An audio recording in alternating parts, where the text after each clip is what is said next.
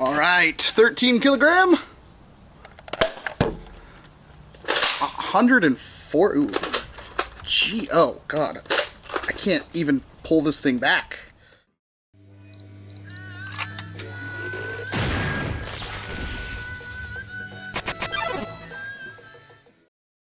Alright, I've got a Kronos here, I've got a bunch of Kronos parts that we'll talk about in a second, but I have to start this video off with a statement because I haven't really talked about the Kronos all that much on this channel, and this will hopefully make whatever happens when I put all this stuff in a little bit more understandable. I don't really like the Kronos, and I know there are people who really like this blaster. I know it's a pretty good blaster for a lot of scenarios, but I personally never gravitated much towards it, even though it's an internal magazine pistol.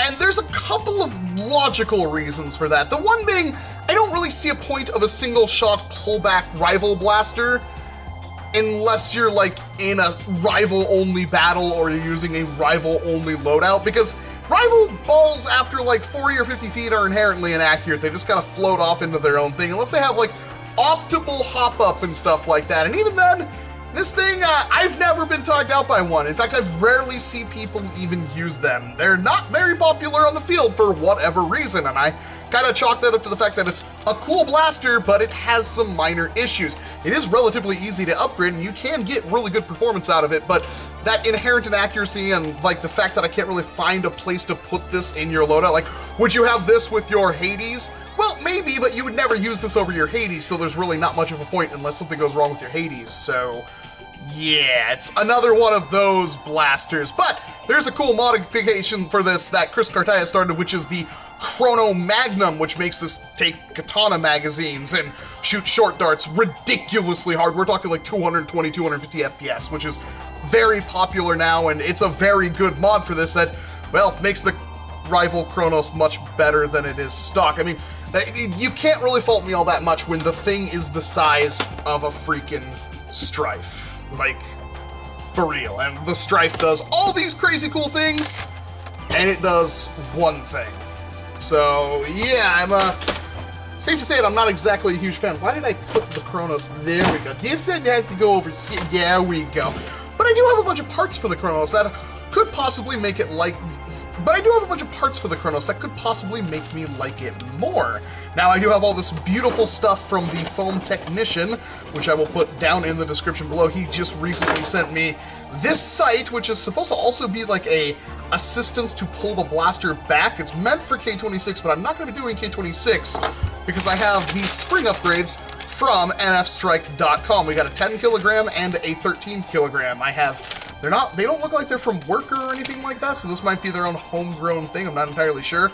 I don't know what I think K26 makes us hit like 120, 130 FPS, so I'm not going to do K26. I'm going to see what these two springs will do, though, and see if they're any better, how much worse, or anything like that. I have primed K26 Kronoses, and they're a nightmare, which is why you have like the T pullback from Iktomi and Valor and stuff like that, which I apparently misplaced. I can't find by anywhere, but anywho, I do have all these nice things. So I have these holders right here, which hold these things, which are speed loaders for the Kronos, which is a very nifty idea. The concept being that you pull one of these out, it's a little sticky, and then you have this door instead of this door right here, so you just kind of remove that, and you basically just press this down, and then you just inject all your rival rounds into it, and then you can put that away, and that's a super quick reload, which is pretty darn cool, honestly. And there's also, you can easily make this hold 6 rounds instead of 5, stuff like that. There are little changes that you can do with the Kronos to make it a little bit better, but I've never even worked on one. I fired this one a couple of times. This is the one that was sent to me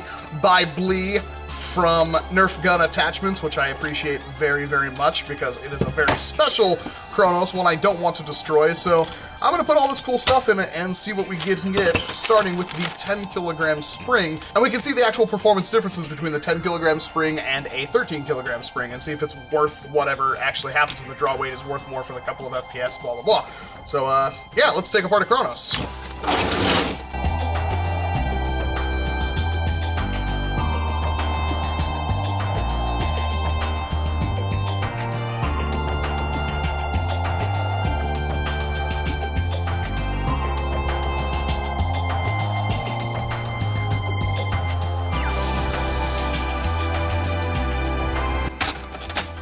Alright, and without much difficulty, we are inside, and here is the Kronos itself. And it's got this, one of the cool things about the Kronos is that its catch system and everything is all self-contained. You don't have a plunger rod or anything poking out the back. They've done a really good job in designing this thing, so yeah, and that's one of the reasons why it's so popular for upgrades.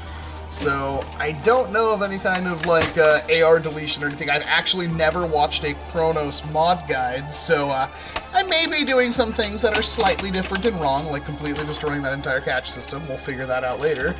But there is the Kronos with its massively padded plunger head and O-ring. And I think the first thing we're going to do is try to figure out what all these O-rings in this stupid thing are for, because it comes with like a billion O-rings! I don't know what any of these O-rings are for. They don't, like, they're different colors and stuff, but are they actually different at all?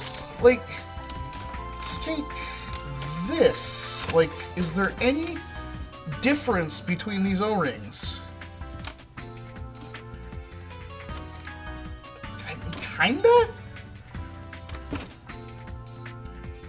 Some are stretchier than others, but like there's no guide for any of this, so I don't know what I'm doing. And this O-ring's actually misshapen, so... Huh. I don't know. I actually don't know. I'm just gonna experiment here. That, let's see if we can get this plunger tube out. Ooh, is it... Oh, it is held in on the other side. That's not what I was expecting. So the two weird screws are for holding in the plunger tube. That's a bit different. There we go. Got rid of that. So, yeah, that is a massive plunger tube, too. Highly efficient, this one is. And, seems to work fine. Good airflow from it, too. Huh. I don't really know, what the difference between these O-rings are. I'm getting nearly 100% seal from this. So, I'm just going to tear that out, because I don't think I need that. But I do want to put in the new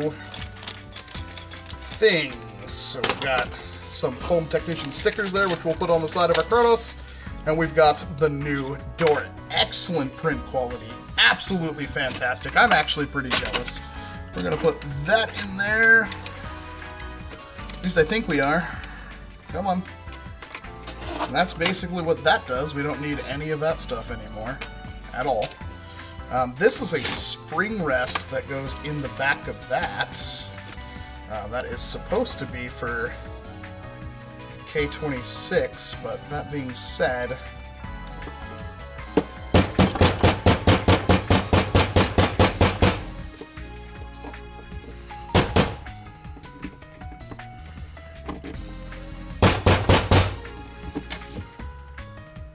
Well, I can't get this piece all the way in no matter how much I sand, so I'm guessing that's the end of that thing. I'm just going to put that back now. Let's get our...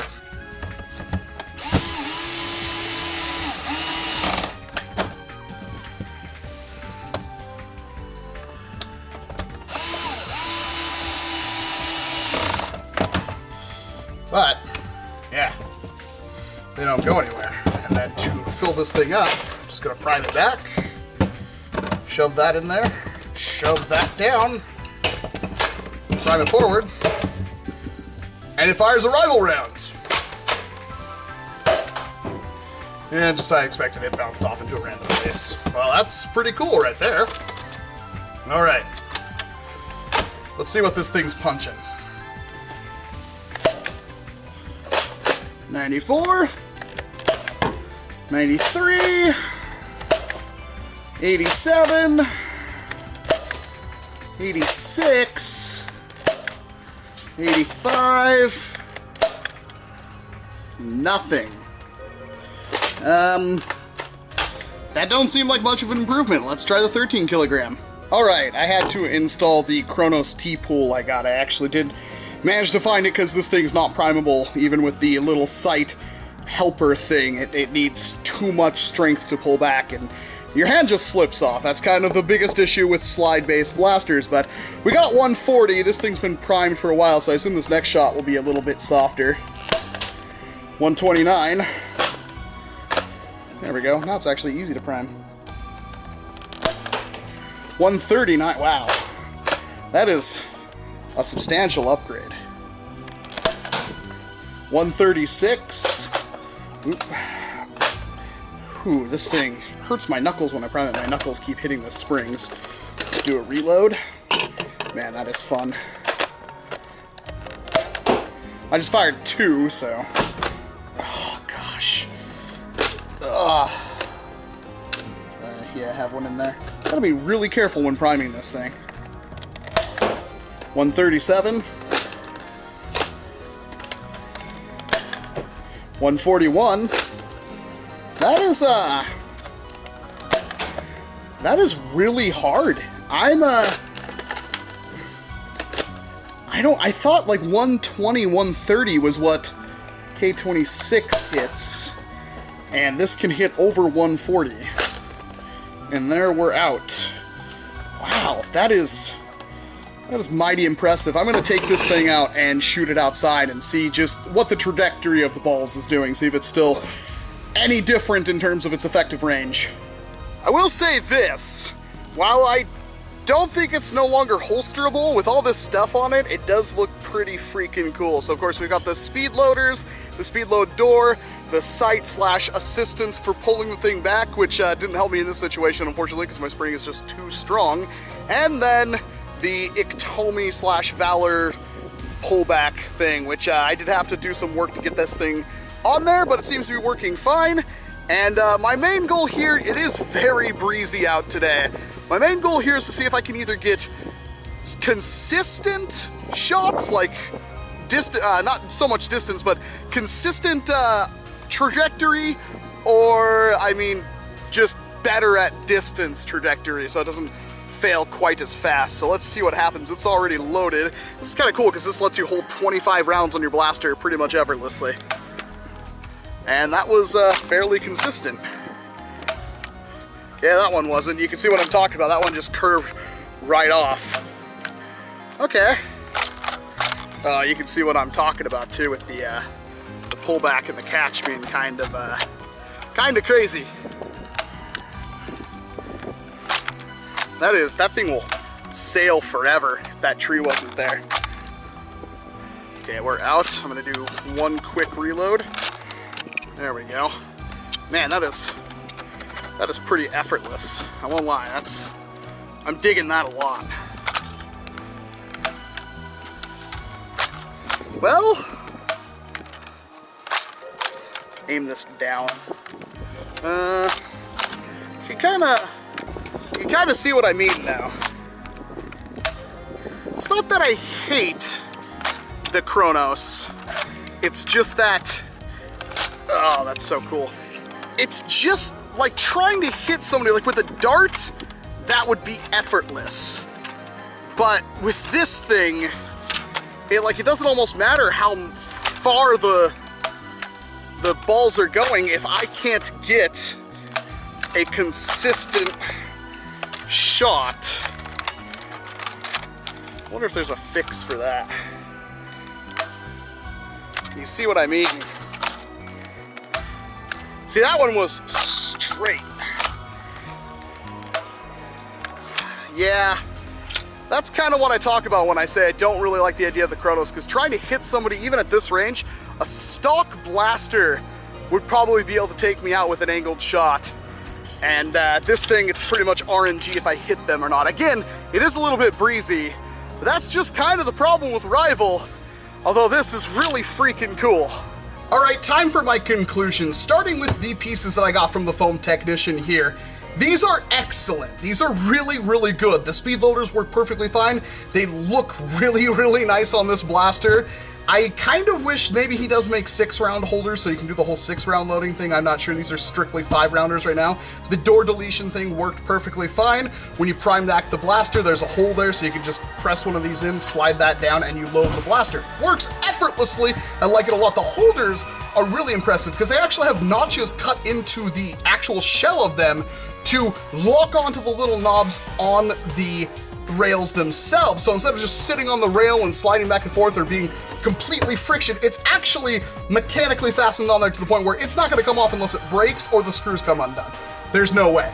That's really nice. Same thing goes for the sight on the back. This is also a sight/priming helper, so you can, I'm assuming, pull back like that. Works pretty good. It doesn't work all that good when you have a maxed out spring load. There was another piece they gave me that was like a spacer for a K26 spring. I put that in there. It didn't go all the way back. I sanded a lot. I don't think I ever got it to go all the way back into where it was supposed to sit, but it still worked fine. But with that and the 13 kilogram spring, over 140 multiple times, highs of 130 something, like that is no slouch. This thing is performing really good, which made me have to grab and finally do something with the Atomi Valor pole here. This is really, really nice. I did have to shave down the screws and everything like that to make it fit, but once I got it on there, it withstood that spring, which is pretty impressive. And overall, I'm happy with how this Kronos looks. It's basically a primary now. You can't holster this thing, but I'm happy with how it looks and functions and how effortless it is to take that and completely fill up. And you basically got yourself a primary pistol, which I'm always happy with. What I'm not exactly all that happy with, once again, is that I just don't really see the point. And I'm saying this as nice as I can, and I could be completely wrong. Maybe you have better luck than me, but I've never seen a Kronos really tag people out. And I don't really see the point of having a Kronos that hits this hard if the rounds still just kind of veer off in any direction at any point ever. Which means I have to basically rely on RNG to hit people, and this did not fix that, unfortunately.